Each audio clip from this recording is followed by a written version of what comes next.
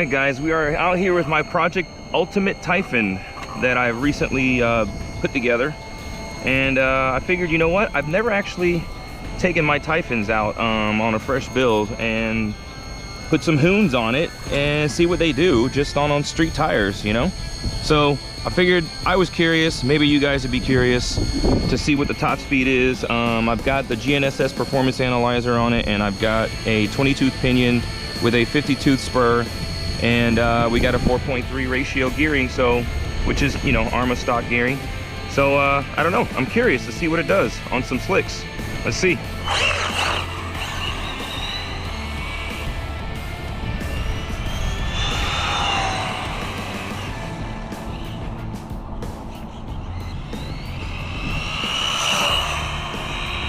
I think I've got the power curve on the ESC set to like really aggressive, so I think I need to turn that down, put it back on the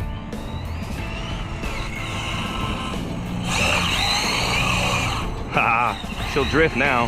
That's awesome. All right, let's see what we got top speed wise. These tires are relatively small, so let's, oh, actually, you know what, I don't think I even started it. Oh, there we go. Start. Let's do that again. Take two.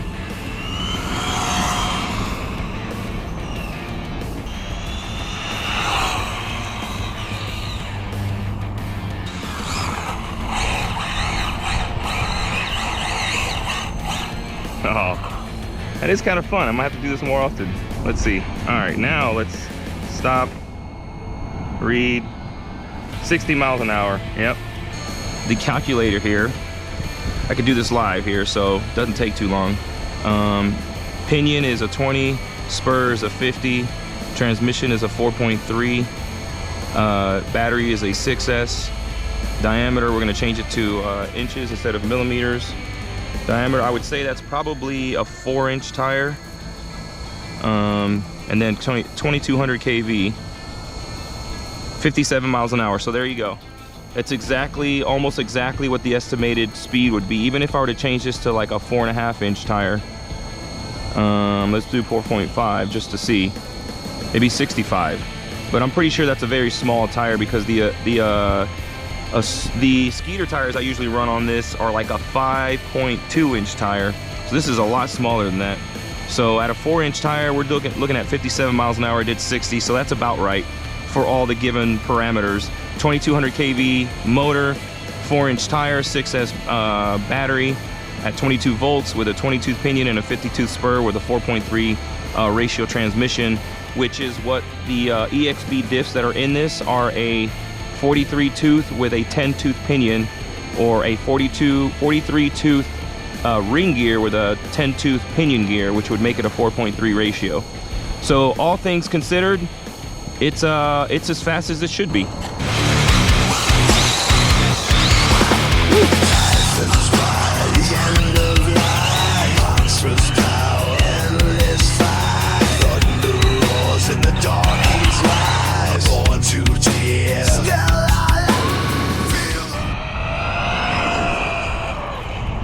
Woo. Yeah, man, these tires balloon, man. Ooh, I just don't wanna wreck this thing, dude. Whoa, no, come back. All right, let's see. Stop.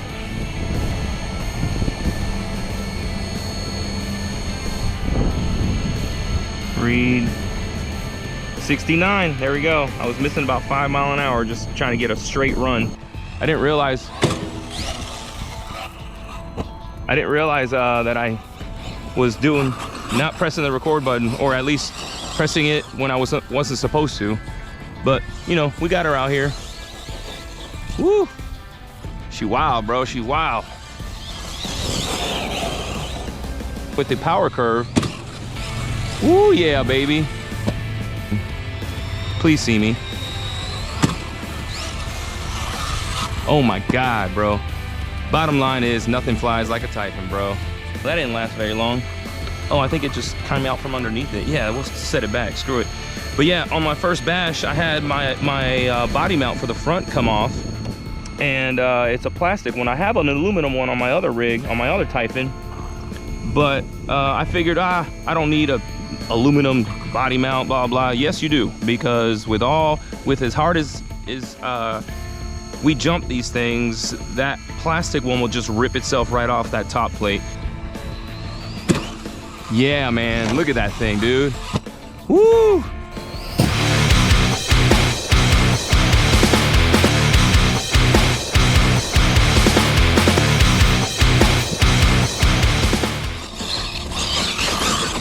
I hope I'm getting the right angle on this thing. Oh my God. Oh my God. Woo! Jesus. There goes the body again. Oh man. That was, see, I've got the AVC on, and I think that's causing this thing to get all wonky in the air. You know what I'm not doing? I'm not checking to see how high I'm actually going. Let's do this, man. Let's do flying. Let's do start. Read. All right, so we're reading. Oh my God, dude. That is crazy. Stop. Read. 55 miles an hour, 46 feet in the air.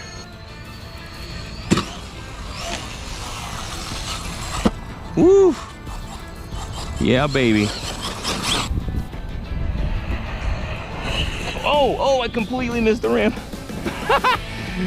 Oh my God. Oh, I was gonna try to hoping I could save it. It was nuts. Jesus, look at that. That's like quarter throttle, gives it like 80%. Yeah, baby. Oh.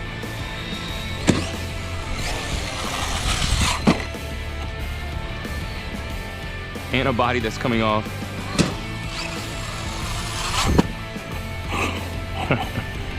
Oh man, this is RC bashing, bro. Unglued tires and bodies falling off. And then I finally got it to where I can.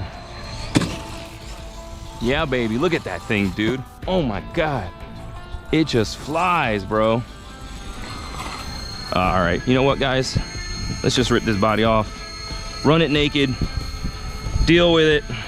If you don't like it, that way I don't have to keep worrying about pulling that thing off.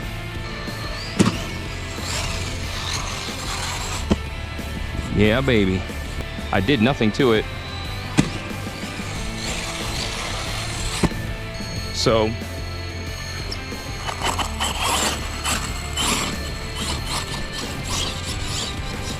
she's doing good, you know. When you get a fresh build like this, if you put all this time and energy into it, you know, it's always a little bit iffy, you know. You're like, you know, will it survive, you know? Sometimes, and it's happened to me before, sometimes you have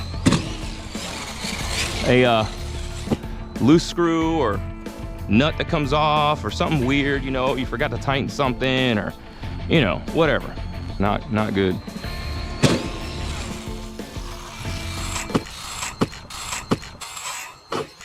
Oh my God, that had to have broken something.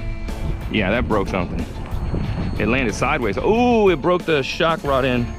Yep, it landed right on that corner too. Broke the shock rod in right off. Yep.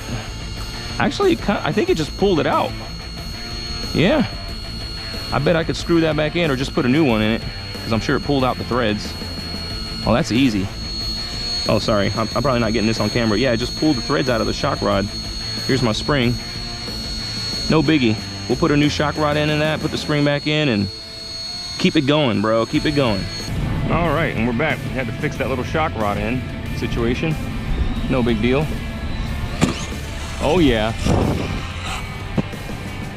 Let's go, baby. Oh my God. Oh my God.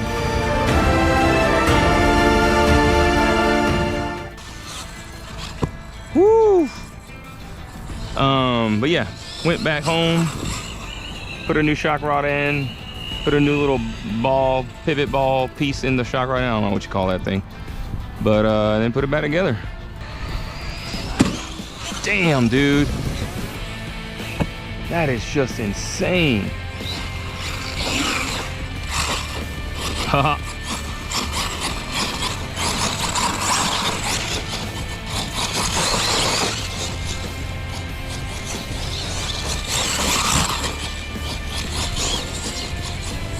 Right now. Look at that.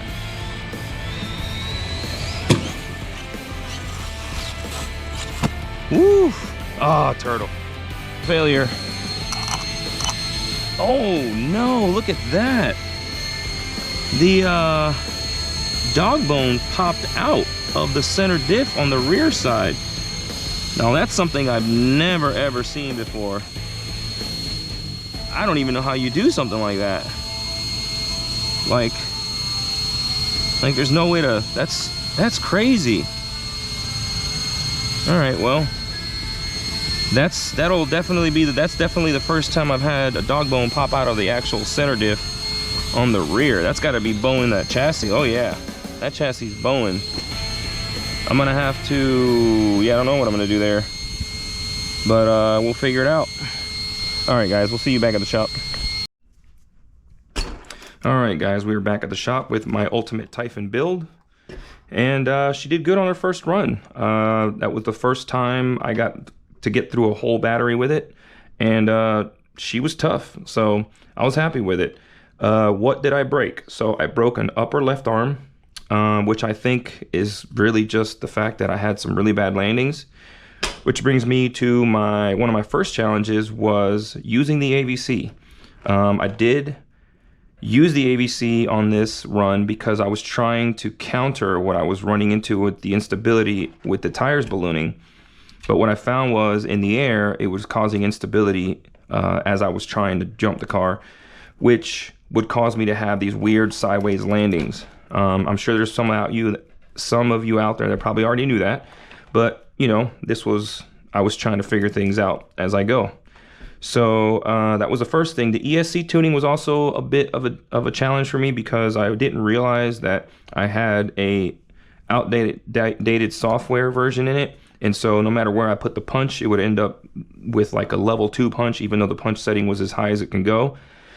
And that was a little confusing because on the software, on the Castle Link software, when you look at the software versions, what you had was a beta, a current, and a latest. And so I thought that the current one would be the one that you would want to use, and it turns out that the beta was the one that was going to work better, or the one that was going to fix the punch issues.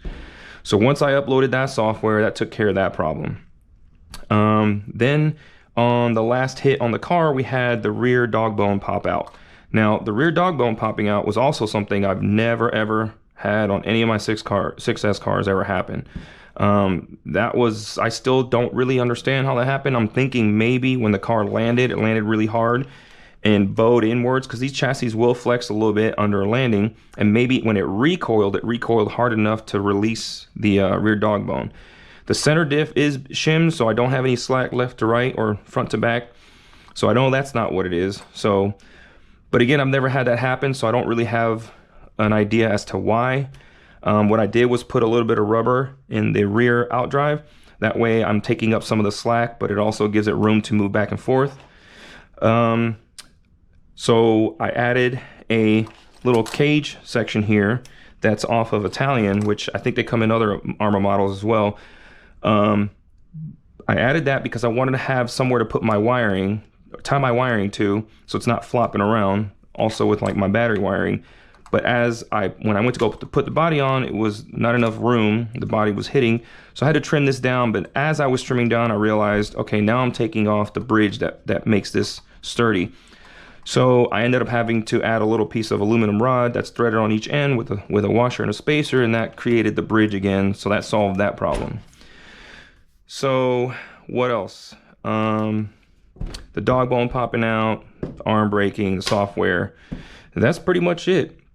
Everything that's on the car. Oh yeah, so then the tie rods, I should say, the toe links and tie rods are for the front and rear are basically the turnbuckle section is off of Italian front and rear, but then the ends, the plastic ends, are off of a Creighton 6S version 2 EXB, and I just cut them and drilled them to size, basically, to create the front ones. The rear ones worked out pretty good because the turnbuckle itself is shorter. So I figured that would give me some pretty good durability for the toe links and camber links. So then I've got the Garage Life RC rear wing mount. That's worked out pretty good. So I might be getting more of those from them. Italian front bumper, M2C chassis, of course, as you see there. But she's pretty much M2C front to back, with some scorched RC stuff. But again, I'll link the videos of the build series on this car for part 1, 2, and 3 in the description. That way, if you have questions, the build series does mark out the part numbers as I'm assembling the car. So that way, you know, pretty much every single part on the car gets explained or it gets put on the screen, so you know what you're buying. So, but yeah, she did great on her first run. I gotta retune the ESC to get my punch settings right and get my power curve correct, because I think I have it set too high. And then I gotta take my top plate off and put a new front body mount on, but I'm gonna use an aluminum one, so I gotta wait for that to come in, because the only person I know that makes them right now is Custom RC Upgrades. So they're over in Europe somewhere, so that's gonna take a little bit. But once I get that on and retune the ESC, I'm gonna, you know, get the body back on it and take it out for a second bash, and we'll see how it does. But she did great for the first one, and so I'm excited about it. It was a good time. Anyway, hope you enjoyed it, guys. Thanks for watching. I'll see you on the next one.